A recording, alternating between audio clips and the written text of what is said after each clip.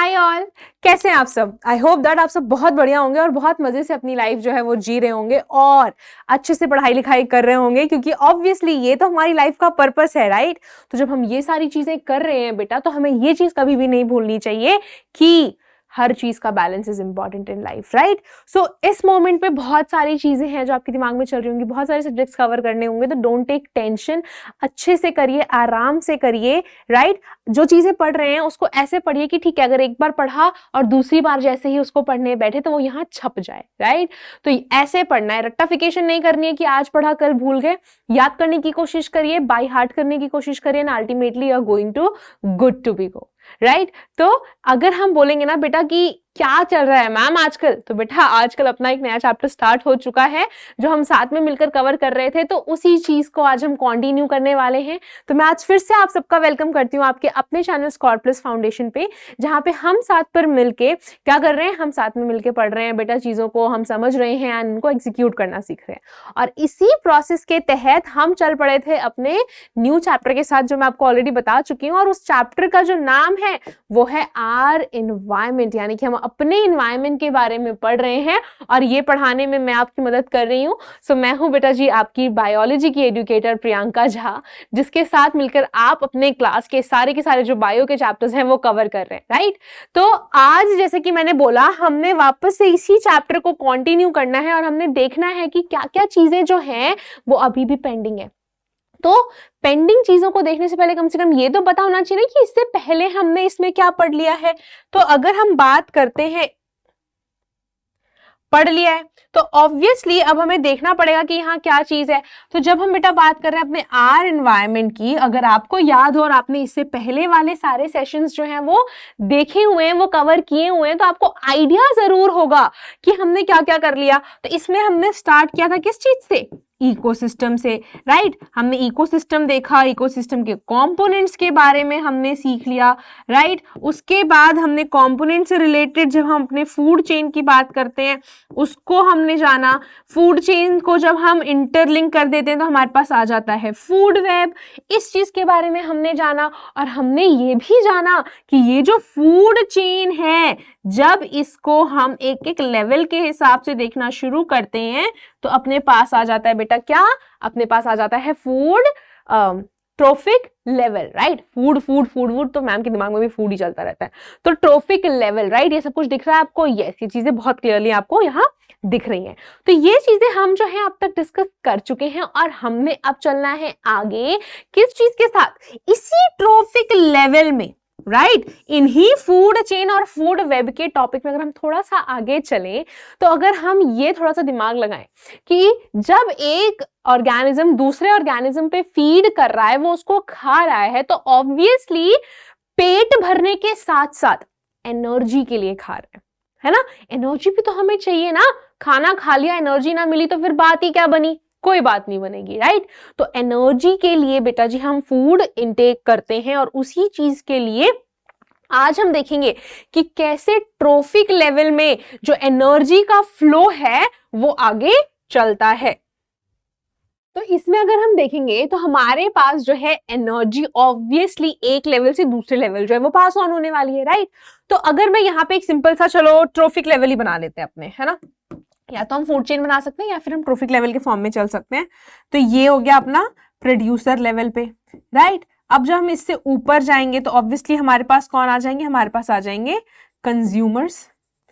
इस पे और ऊपर जाएंगे तो अपने पास, जैसे अगर मान लो ये प्राइमरी कंज्यूमर था, यहाँ पे सेकेंडरी कंज्यूमर आ जाएगा, इसके ऊपर जाएंगे तो टर्शरी कंज्यूमर आ जाएगा, राइट। अब जब हम जा रहे हैं तो ऑब्वियसली प्रोड्यूसर ने क्या किया, इसने किया फूड प्रिपेयर, राइट। अब जो इसने खाना बनाया तो इसके ऊपर कौन था, इसके ऊपर था भाई कंज्यूमर। कंज्यूमर क्या करेगा, कंज्यूमर ये जो प्रिपेयर्ड फूड है इसको करेगा कंज्यूम, है ना। अब इसके ऊपर जो कंज्यूमर है वो ऑब्वियसली इसको करेगा क्या, अगेन कंज्यूम। अब इसको ऊपर वाला वापस से करेगा कंज्यूम, मतलब कि एक के ऊपर एक हम जब जा रहे हैं तो एक के ऊपर एक लोग फीड कर रहे हैं। अब जब फीड कर रहे हैं तो इन चीज का पर्पस क्या है, क्या पर्पस है इस चीज का, है ना, ये भी तो सवाल हो सकता है। अब अगर इसका जवाब हम दें तो इसका जो जवाब है बड़ा सिंपल सा है भाई, टू ऑब्टेन एनर्जी। क्या चाहिए जी, हमें चाहिए एनर्जी, और ये एनर्जी लेने के लिए ही तो ऑर्गेनिज्म एक के ऊपर एक फीड कर रहे हैं। और अब आपको लग रहा होगा कि मैम ठीक है, मान लिया एनर्जी चाहिए, तो सोचो ना कि प्रोड्यूसर्स हैं, ये इतने सारे थे, इन्हें कंज्यूमर ने खाया तो प्राइमरी कंज्यूमर के पास एनर्जी आ गई, राइट। अब प्राइमरी वाले को सेकेंडरी ने खाया तो उसके पास तो डबल एनर्जी आ जाएगी, प्रोड्यूसर वाले भी और प्राइमरी कंज्यूमर वाली भी। और उसको जब टर्शरी कंज्यूमर खाएगा तो उसके पास तो ट्रिपल एनर्जी हो जाएगी, प्रोड्यूसर की, प्राइमरी कंज्यूमर की, सेकेंडरी कंज्यूमर की और टर्शरी कंज्यूमर की। तो बेटा अगर आपका ये थॉट प्रोसेस चल रहा है या फिर आपने कहीं से भी इस चीज को लिंक किया है तो आप गलत है, और नहीं किया तो बहुत बढ़िया, मतलब मेरे बच्चे बड़े इंटेलिजेंट है, बहुत अच्छे से ये दिमाग लगा रहे हैं कि नहीं मैम ऐसा कुछ नहीं होने वाला, राइट। तो अगर ऐसा नहीं हो रहा तो कैसा हो रहा है, क्या हो रहा है मैम? तो बेटा जब हम बात करते हैं एनर्जी में, जब हम ऊपर ऊपर जाते हैं तो बिल्कुल भी ऐसा नहीं है कि इसकी एनर्जी डबल हो जाएगी ऊपर ऊपर जाते जाते। उल्टा क्या होता है कि जब यहां से मैं एनर्जी को बस ई लिख रही हूं, तो एनर्जी यहां से जब यहां जाएगी तो ऑब्वियसली प्रोड्यूसर के पास जो एनर्जी थी वो कंज्यूमर के पास जाएगी, लेकिन काफी सारी जो बेटा एनर्जी है वो हीट के फॉर्म में बाहर निकल जाती है। हीट के फॉर्म में काफी सारी एनर्जी जो है वो बॉडी से बाहर निकल जाती है। तो ऐसा बिल्कुल भी नहीं है कि जो एनर्जी हमारे पास थी उसको अगले वाले को वो सारी की सारी मिलने वाली है, ठीक है। कुछ एनर्जी तो हीट में निकल गई, एंड ऑब्वियसली जब इसने खाना बनाया, ये खाना खाएगा तो इसकी बॉडी उसको यूज करेगी ना। लाइफ प्रोसेसेस में हमने सीखा था कि अगर मैं खाना खा रही हूं तो मुझे उससे एनर्जी चाहिए ना, तो ऑब्वियसली मैं उस एनर्जी का क्या करूंगी, अपनी डेली लाइफ की एक्टिविटीज चलाने के लिए उसको यूज करूंगी, राइट। अगर मैं अभी पढ़ा रही हूं, आप पढ़ रहे हैं, आप चल रहे हैं, आप घूम रहे हैं या आप कुछ भी कर रहे हैं, बेटा आप इस टाइम पे अपनी एनर्जी जो है वो यूज कर रहे हैं, राइट। तो ऑब्वियसली कुछ एनर्जी हीट के फॉर्म में निकल जाएगी और कुछ एनर्जी जो है वो उस पर्टिकुलर ऑर्गेनिज्म द्वारा यूटिलाइज कर ली जाएगी, और अब जो बच गई एनर्जी वो आगे आगे जाने वाली है। तो इतना समझ आ गया कि कैसे जो अपनी एनर्जी है वो फ्लो करने वाली है। और जब एनर्जी फ्लो करेगी तो ऑब्वियसली हमें कुछ चीजें जो है बेटा वो लिखनी पड़ेगी, राइट। और लिखने के लिए आपको पहले देखना पड़ेगा कि देखो अपने पास जो एनर्जी फ्लो डायग्राम है, जैसे कि मैंने बताया हमारे पास प्रोड्यूसर्स होते हैं, प्रोड्यूसर्स फर्स्ट ट्रोफिक लेवल पे आ जाएंगे, इनको कंज्यूम करने वाले होंगे कंज्यूमर जो कि सेकेंड ट्रोफिक लेवल पे होंगे, इनके ऊपर सेकेंडरी कंज्यूमर जो थर्ड ट्रोफिक लेवल पे है, एंड अल्टीमेटली हमारे पास टर्शरी कंज्यूमर्स होंगे जो कि फोर्थ ट्रोफिक लेवल है ऑक्यूपाई करते हैं, ठीक है। तो ये तो बात हो गई कि ये कैसे कैसे क्या क्या कर रहे हैं। अगर इनके हम पॉइंट्स लिखने के लिए बैठे तो पॉइंट्स में अगर बेटा लिखेंगे तो सबसे पहले ये आएगी, ठीक है। क्या आएगा कि जो अपनी एनर्जी है वो कहीं पे भी क्रिएट नहीं की जा रही, कहीं पे भी बनाई नहीं जा रही है। जो एनर्जी है जो हमारे पास है वो बस एक जगह से दूसरी जगह पास ऑन हो रही है। तो हम सिंपली लिख सकते हैं that the energy is not created, right, it is not created, it is transferred from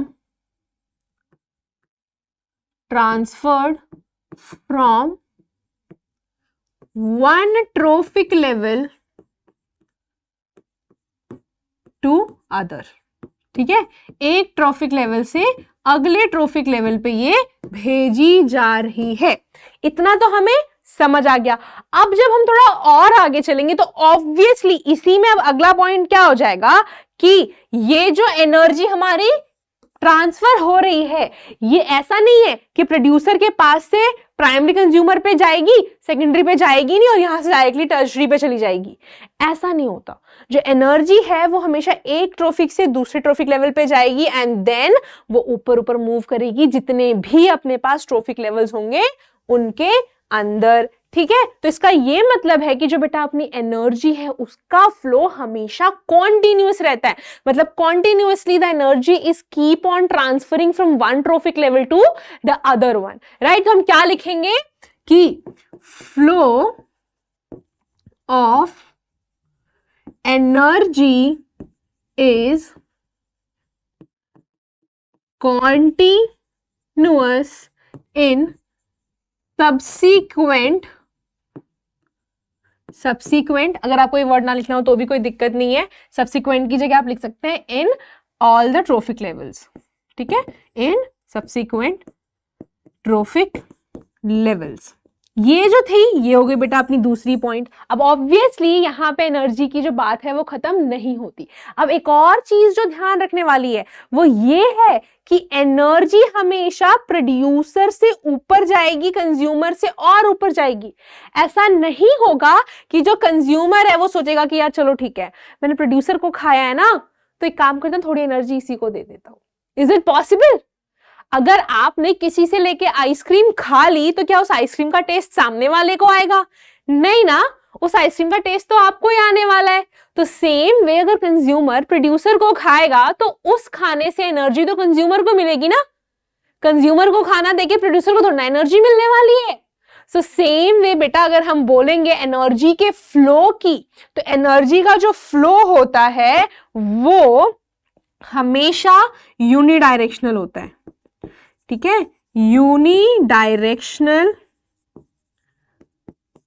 flow of energy, right. और हमारे पास जो एनर्जी है ऐसा बिल्कुल भी नहीं है कि हमारे पास हर एक लेवल पे अलग अलग टाइप की एनर्जी है। सेम तरीके की जो एनर्जी है बेटा वो अपने सारे के सारे ट्रोफिक लेवल्स पे यूटिलाइज की जाती है, राइट। तो हम लिख सकते हैं यहां पे क्या कि same energy is utilized by the organisms।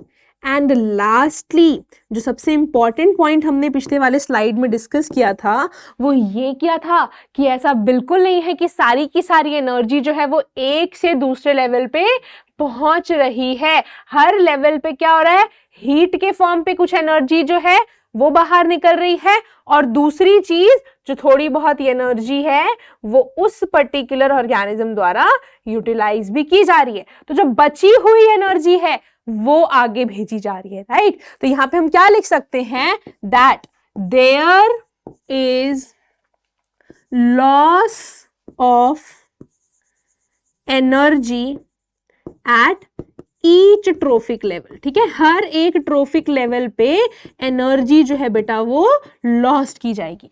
ये जब बात होती है ये बात हो जाती है बेटा अपने एनर्जी फ्लो की कैसे कैसे हो रहा है। और अगर इस डायग्राम के बेसिस पे इन सब के अलावा अगर हमें कोई चीज जो है वो कंक्लूड करनी है कि हमने इसमें क्या मेन चीजें सीखी, तो अगर हम कंक्लूजन की बात करें तो दो मेन कंक्लूजन है जो बहुत ज्यादा इंपॉर्टेंट है। उसमें से एक है बेटा नंबर 1, क्या, flow of energy is unidirectional, मतलब कि ये हमेशा एक ही डायरेक्शन में जाएगा। मतलब एग्जाम्पल ले लोगे अगर तुम तो एग्जाम्पल के तौर पे क्या लिख सकते हो, producer to consumer to primary consumer and then इससे और ऊपर, ठीक है। It is never ever going to be vice versa, मतलब कंज्यूमर से प्रोड्यूसर के पास एनर्जी नहीं आएगी, ठीक है। ये चीज जो है ये एक अपना कंक्लूजन हो गया। अब दूसरा कंक्लूजन क्या है कि जब हम अपने ट्रोफिक लेवल्स में ऊपर जा रहे हैं तो जो अपनी एनर्जी है वो लॉस्ट हो रही है, राइट। तो हम लिख सकते हैं एनर्जी गेट्स डिमिनिश्ड प्रोग्रेसिवली, या फिर प्रोग्रेसिवली डिमिनिश्ड भी आप लिख सकते हैं, एट ईच ट्रोफिक लेवल, ठीक है। जैसे जैसे ऊपर जाएंगे एनर्जी जो है वो लॉस्ट होती जाएगी। तो ये बात हो गई अपने एनर्जी फ्लो डायग्राम की और एनर्जी फ्लो कैसे हो रहा है। एंड मुझे ऐसा लग रहा है कि आपके दिमाग में एक और सवाल आ रहा होगा। वो सवाल कुछ ऐसा है कि मैम आपने तो बोला कि जो एनर्जी है वो लॉस्ट हो रही है, राइट। जो एनर्जी है वो लॉस्ट हो रही है, बट कितनी एनर्जी है जो लॉस्ट हो रही है, कितनी एनर्जी है that is actually getting diminished. सवाल क्या हो जाएगा आपका, that how much energy is lost, या तो ये सवाल हो सकता है। इसके अलावा आपका सवाल ये हो सकता है कि हाउ मच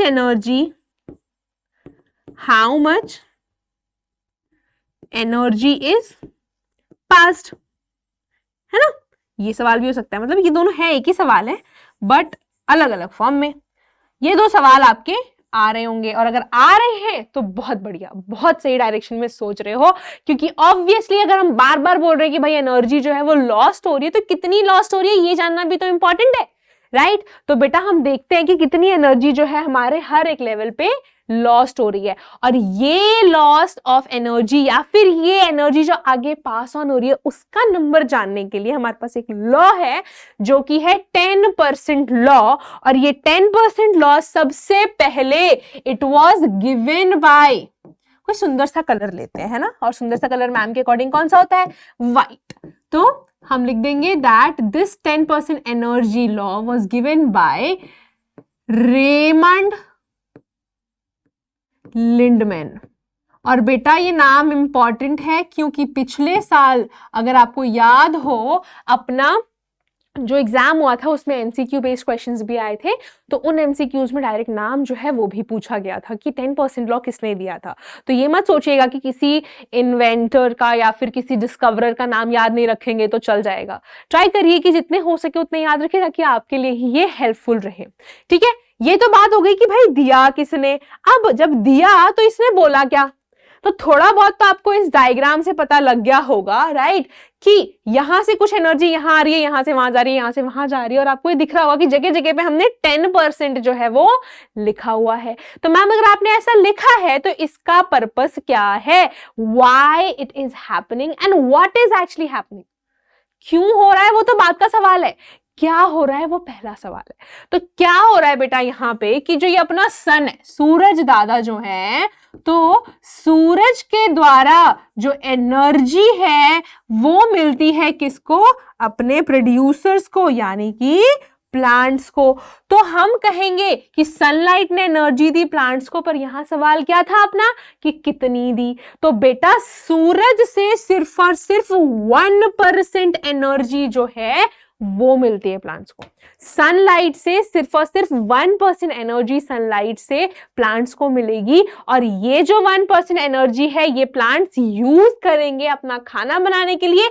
और इसने जो खाना बनाया, इस खाने में से जो भी खाना खाएगा अपना कंज्यूमर, उस कंज्यूमर के पास सिर्फ और सिर्फ 10% एनर्जी जाएगी, राइट। तो अगर हम एग्जाम्पल के थ्रू याद करना शुरू करें तो एग्जाम्पल देखो, 1000 जूल्स जो थी हमारे पास सनलाइट के पास थी, 1000 जूल जो है वो सनलाइट के पास था, और क्योंकि सिर्फ 1% आया है मतलब कि 10 जूल्स। यहां बच्चे थोड़ा कंफ्यूज हो जाते हैं कि मैम इसको कैलकुलेट कैसे करेंगे। तो बेटा देखो हमने क्या बोला, 1% जाएगा सन से, तो हमने क्या लिखा कि सन से जा रहा है कहां पे, अपने प्लांट्स के पास। तो इसका हमें पता है कि सन से प्लांट्स में सिर्फ 1% जाना है। तो अगर कैलकुलेट करना हो कि सन के पास 1000 है तो प्लांट्स के पास कितना होगा, तो 1% है तो हम क्या लिखेंगे 1/100, और किसका 1% है, 1000 जूल्स का, ठीक है। ये दिया हुआ है ना सवाल में, तो हम लिख देंगे यहाँ पे 1000। अब बहुत सिंपल, सारे 0 0 0 0 ही है, कुछ डिवाइड करने की जरूरत ही नहीं है। 2 0 यहां कटेंगे, 2 0 यहां कटेंगे, 10 1 कितना होता है बेटा 10। तो आपका जवाब क्या हो जाएगा 10, एंड ऑब्वियसली जूल्स में है तो जूल्स लिख देंगे आप। This is how you are going to find out the energy. ऐसे फाइंड करेंगे जब हम आगे की तरफ जा रहे हैं, जब हम आगे जा रहे हैं, ठीक है। जब पीछे की तरफ आएंगे उसका भी बताऊंगी मैं। अगर आपने सवाल सॉल्व किए होंगे तो आपको काफी हद तक आइडिया होगा कि कैसे हो रहा है ये, ठीक है। अब क्या हुआ, ये जो 10% एनर्जी थी वो गई बेटा अपने प्राइमरी कंज्यूमर के पास, जो यहाँ पे अपना बहुत क्यूट सा डियर है, राइट। इस डियर को सिर्फ 10% एनर्जी मिली है जो अपने प्लांट के पास थी। तो प्लांट के पास 10 जूल्स थी, 10 जूल्स का 10%, 10 जूल्स का 10% मतलब कि 10/100, परसेंटेज तो हमेशा 100 में से निकालते हैं ना, तो 10% कितने में से, 100 में से, और किसका 10% जी, 10 जूल्स का। अब देखो एक जीरो यहां से, एक जीरो यहां कटेगा, इस जीरो से ये जीरो कट गया, कुछ तो बचा ही नहीं अपने पास, 1 1 जा 1, एंड जूल्स है तो जूल्स, तो अपने डियर के पास कितना आ गया, डियर के पास आ जाएगा ओनली 1 जूल ऑफ एनर्जी। अब इस क्यूट से डियर को, इस प्यारे से डियर को खाने वाला है ये खूंखार सा शेर, और जब ये शेर खाएगा तो इसको अगेन कितनी मिलेगी, 10% ऑफ एनर्जी मिलेगी जो कि डियर के पास थी। ठीक है, अब देखो यहां तो हमने डियर का निकाल लिया, अब अगेन डियर के पास कितना है, 1 जूल, तो 10% ऑफ 1 जूल, इस जीरो से ये जीरो कट जाएगा। अब एक जीरो नीचे हमारे पास ज्यादा है, अगर कॉमन मैथ्स पता है तो क्या हो जाएगा ये 10⁻⁻1, या फिर हम लिख सकते हैं इसे बेटा 0.1 जूल्स। ठीक है, 0.1 जूल जो है ये आ जाएगा। तो ओनली 0.1 जूल अपने इस लॉयन या टाइगर को मिलेगा जब वो डियर को खाने वाला है। ठीक है, तो आप देखिए कि कितना कम एनर्जी जो है वो पास ऑन हो रहा है एक ट्रोफिक लेवल से अगले ट्रोफिक लेवल पे, राइट। तो ऑब्वियसली अब जब हमने इतना पढ़ लिया है तो कुछ कंक्लूजन्स तो हमें देने पड़ेंगे ना, कुछ तो चीजें होंगी जो हमें लिखनी पड़ेगी। तो सबसे पहले बेटा हम डेफिनेशन देखेंगे अपने इस 10% लॉ की। तो according to this law, according to this law, only 10% of energy is passed on to the organisms of next trophic level. ठीक है, ये जो है बेटा ये अपना डेफिनेशन है इस चीज का। तो ये डेफिनेशन होगी, इसी डेफिनेशन के साथ एक सवाल सबके दिमाग में फिर से आ रहा होगा कि ठीक है मैम आपने कह दिया कि 10% जा रहा है, बाकी का 90% किधर गया। तो 90% में से बेटा बहुत कम होता है जो ये है ऑर्गेनिज्म वो यूज कर ले, तो हम लिख देंगे some energy is utilized by the organism। ठीक है, अच्छा सम एनर्जी आउट ऑफ 90%। ठीक है, so is utilized by the organism and rest is given out as heat. ये जो है ये बेटा अपनी पूरी डेफिनेशन यहां कंप्लीट होती है कि 10% आगे जाएगा और जो बाकी 90% है उसमें से कुछ एनिमल जो है वो खुद यूटिलाइज करेगा और बचा हुआ जो है वो हीट के थ्रू बाहर निकल जाएगा। अब यहां आपने एक चीज और नोटिस करी होगी, वो क्या है, वो ये है कि यहां से तो 10% जा रहा है लेकिन सन से यहां पे सिर्फ 1% आ रहा है।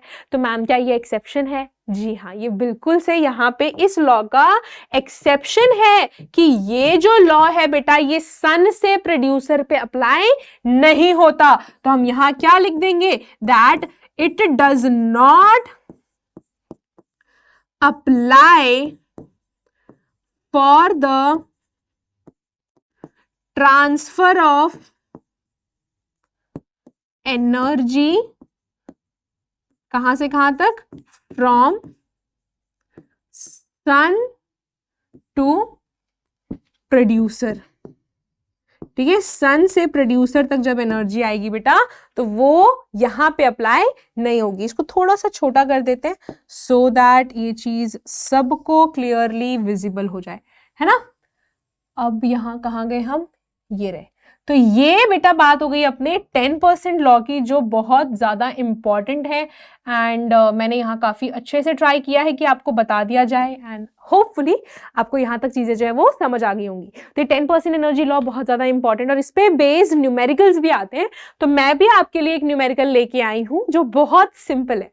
अगर आपने इससे पहले वाले स्लाइड को बहुत ध्यान से देखा है तो आप में से कई सारे लोग ना इसे बहुत ईजिली सॉल्व कर लेंगे। तो स्टार्ट करते हैं इसको सॉल्व करने से। राइट। तो इसके सोल्यूशन में अगर देखो यहाँ क्या बोला है, calculate energy available to lion in the following food chain if plants have 20,000 joules of energy available from the sun। तो यहाँ पे हमें ऑलरेडी दिया हुआ है, तो यहाँ पे बस एक चीज नहीं है, वो है क्या, सन। अब कह रहे हैं कि भाई सन के पास 20,000 जूल्स ऑफ एनर्जी जो है वो प्रेजेंट है। तो इसको जरा जल्दी से लिख देते हैं। अब कह रहे हैं कि जब इसके पास 20,000 है तो लॉयन के पास कितनी एनर्जी होगी। तो यहां अगर एक चीज बहुत अच्छी है वो ये है कि ये चीज आगे आगे जा रही है, ठीक है। तो ध्यान से अगर शुरू करें कि 20,000 जो है वो सन के पास है, तो 20,000 में से सिर्फ 1% जाएगा टू प्लांट्स, ठीक है। तो यहां पे आप लिख सकते हैं कि according to 10% law the energy that is being transferred from the producer to the consumer is 10%, but when it is transferred from sun to the producer it is 1%, ठीक है। तो अगर हम लिखें कि सन से प्रोड्यूसर का, ठीक है, तो इट इज बेटा 1%, राइट। तो 1% ऑफ 20,000 जूल्स आगे जाएगा, है ना। तो इसको अगर हम लिखें तो क्या होगा, यहाँ पे यहाँ क्या हो जाएगा, 1/100 इंटू 20,000। तो 10 10 गया, 10 गया, तो हम क्या बोल देंगे यहाँ पे कि 200 into 1 we have got 200 joules, जो कि जाएगा किसके पास, प्रोड्यूसर के पास। अब इसका ये स्टेप 1 था, ठीक है, ये स्टेप 1 था। अब स्टेप 2 अगर हम देखें यहाँ पे, ठीक है, स्टेप 2 अगर देखें तो स्टेप 2 में क्या होगा, हमारे पास जो एनर्जी है वो प्रोड्यूसर से, यानी कि प्रोड्यूसर कौन है यहाँ पे, प्लांट है, राइट। तो instead of producers it will be better कि हम प्लांट लिखें। तो प्लांट से कहां जाना है बेटा, डियर के पास। तो ऑब्वियसली ओनली 10% जो है वो जाएगा।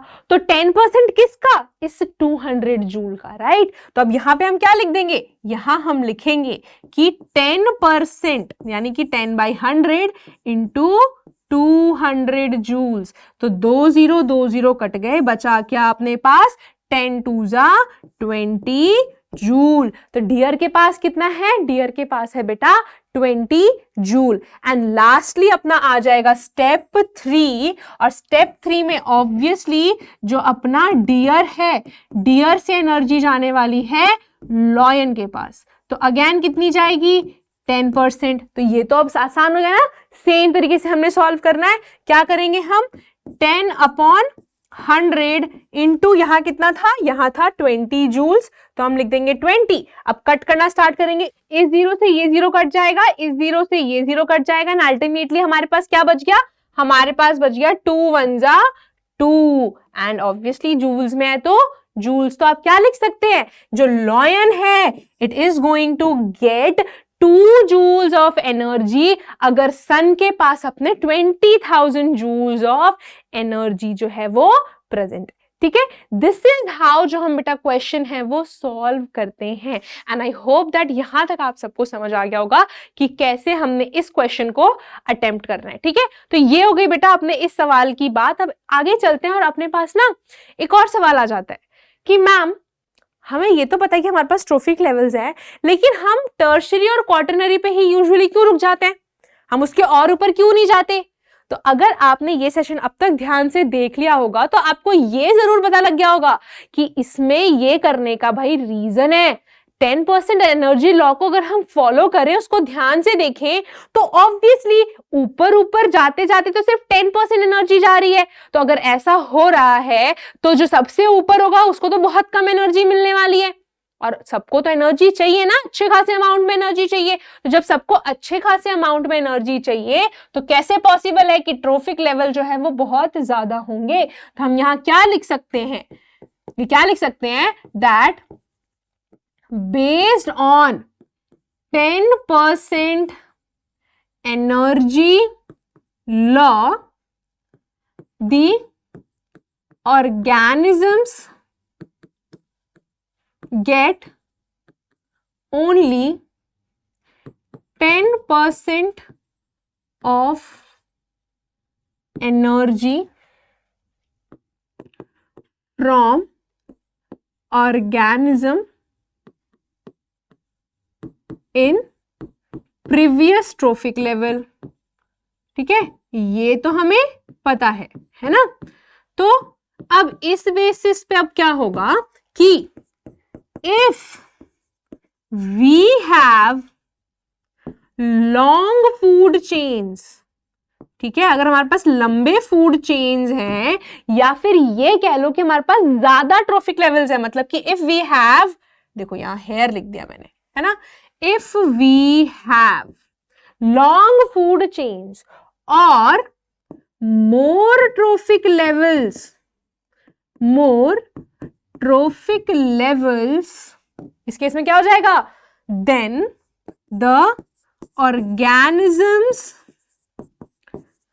will not get, क्या नहीं मिलेगा उन्हें, sufficient energy नहीं मिलेगी, will not get sufficient energy to sustain their life। भाई भूख मिटाने का ही काम नहीं है, अपनी लाइफ चलानी है, तो उस चीज के लिए एनर्जी चाहिए, राइट। और उस एनर्जी के लिए ध्यान रखना पड़ेगा कि अपने ट्रोफिक लेवल्स जो है वो ज्यादा ना हो, अदरवाइज जो सबसे ऊपर है उसके पास तो बिल्कुल भी एनर्जी नहीं बचेगी, उसके पास बिल्कुल भी एनर्जी नहीं रहेगी कि वो अपनी लाइफ जी सके। ठीक है, तो ये बात हो गई बेटा, और ये जवाब हो गया इस सवाल का कि क्यों हमारे पास जो ट्रोफिक लेवल्स हैं वो लिमिटेड नंबर में हमारे पास प्रेजेंट होते हैं। ठीक है, तो ये हो गया एक सवाल और उसका जवाब।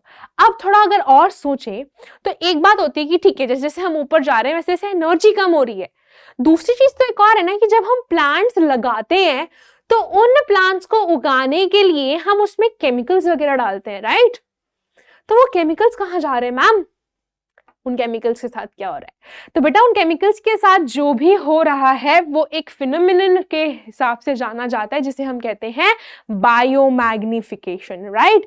तो अगर हम इसको ध्यान से समझें तो यहां आप देखेंगे कि क्यों हमारे पास जो प्लांट्स हैं, ऑल्दो ये घास है, मान लीजिए कोई भी एक अच्छा प्लांट है, इस प्लांट को उगाने के लिए अच्छे से अगर ये प्लांट उगे तो इसके लिए हम क्या करते हैं, इसमें बेटा हम डालते हैं केमिकल बेस्ड फर्टिलाइजर डाला ताकि जो पैदावार है फसल की अच्छी हो। इसके साथ क्योंकि इस पे कीड़े मकोड़े आ सकते हैं, क्योंकि इसको डिजीज हो सकती है, हम उन्हें मारने के लिए डालते हैं पेस्टिसाइड्स। और ये जो चीजें हैं ये कौन एब्जॉर्ब करेगा, ये चीजें बेटा एब्जॉर्ब कर ली जाती हैं प्लांट के द्वारा, एब्जॉर्ब्ड बाय प्लांट्स।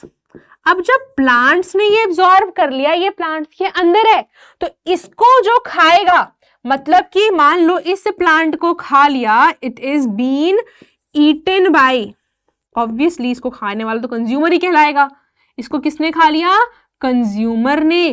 तो ये जो केमिकल है, ये जो केमिकल यहां था वो उसकी बॉडी में भी तो जाएगा ना, the chemical is going to go into the body of consumer as well, right. तो यहां पे क्या हो जाएगा, क्या लिख देंगे हम, यहां पे हो जाएगा बेटा एक्यूम्यूलेशन ऑफ केमिकल, राइट, क्योंकि वो प्लांट में ऑलरेडी था। अब इस कंज्यूमर को भी तो कोई खाने वाला है, इसको हम लिख देंगे प्राइमरी कंज्यूमर, इसको अब इसके ऊपर कौन आ जाएगा, इसके ऊपर आ जाएगा सेकेंडरी कंज्यूमर, राइट। तो इस प्राइमरी कंज्यूमर ने जरूरी तो नहीं ना कि सिर्फ एक ही प्लांट खाया होगा, इसने बहुत सारे प्लांट्स खाए होंगे, तो इसकी बॉडी में काफी सारा केमिकल है। अब इस केमिकल लोडेड कंज्यूमर को दूसरा कंज्यूमर खाएगा। अब ऐसा भी नहीं है कि वो कंज्यूमर सिर्फ और सिर्फ इस कंज्यूमर को खाएगा जिसके पास इतना केमिकल था, वो 4 अलग अलग कंज्यूमर्स को खाएगा, तो उन चारों के पास जो केमिकल है वो इसकी बॉडी में आएगा। और जब उसने 4 ऑर्गेनिज्म खा लिए, उन सबकी बॉडी का केमिकल इसकी बॉडी में आएगा, तो केमिकल का अमाउंट जो है वो यहां पे इंक्रीज होगा, राइट। यहां क्या होगा, मोर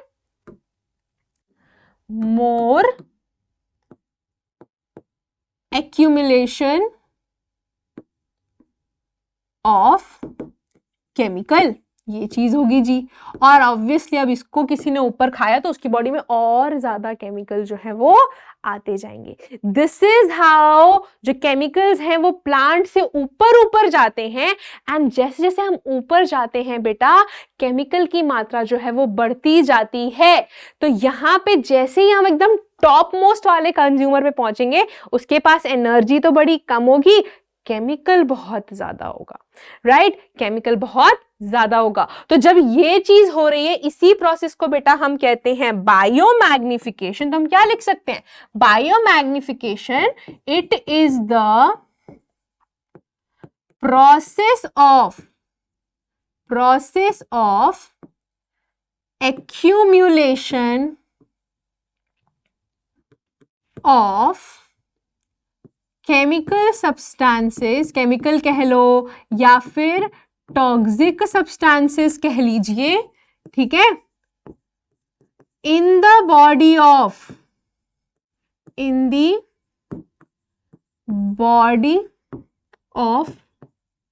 organism as we move from one trophic level to another। ठीक है, ये बेटा बायोमैग्निफिकेशन है। और इसमें अगर एक और पॉइंट याद रखेंगे तो वो ये है, increases as we move up in trophic level। ठीक है,